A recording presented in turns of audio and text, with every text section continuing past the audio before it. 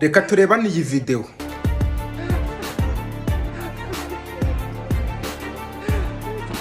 Ikintu cyabaye ahangaha, uyu musore Rafael yaramaze gutsinda igitego ku munota wa nyuma, umupira urangiye.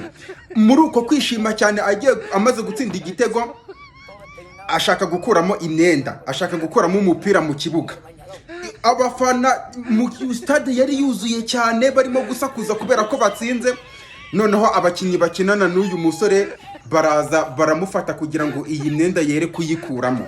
Uzi ibingibi icyo bitwigisha, uyu musore yari afite icyo gihe yari afite ikarita y'umuhondo. Iyo yibesha agakuramo byari bigiye guhita bimuhesha ikarita y'umutuku. Icyo bitwigisha ni forume y'ubuzima uko imeze uko nguko.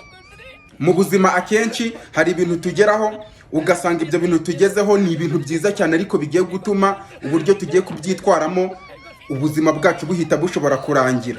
Ugasanga niba tubonye akazi twagashaka celebration y'uburyo twishimye, tayari bigiye kurimbura ubuzima bwacu. Ugasanga umukobwa wakundaga cyangwa se umusore wakundaga, noneho urukundo rutangiye gukeba, ugasanga bigiye kuba bibi bitewe n'uburyo ugiye kubyitwaramo. Ugasanga ubonye amafaranga, ugasanga ugeze ku kintu cyiza, ugasanga uburyo ugiye kubyitwaramo nyuma yo kubona ibyo bintu bigiye kuba bibi cyane. Ibyo ngibyo rero sasa igisobanuro cyabyo bivuze ko mu buzima twese tuba dukeneye inshuti.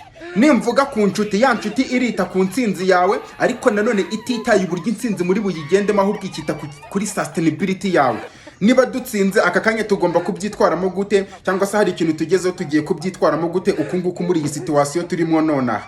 Inshuti izaguhora iruhande, ariko atari yayindi igamije kugira ngo muryoherwe n'ibyiza mugezeho, ahubwo byibura ibashe kugufasha kugira ngo mukomeze kugera mu yindi nzira.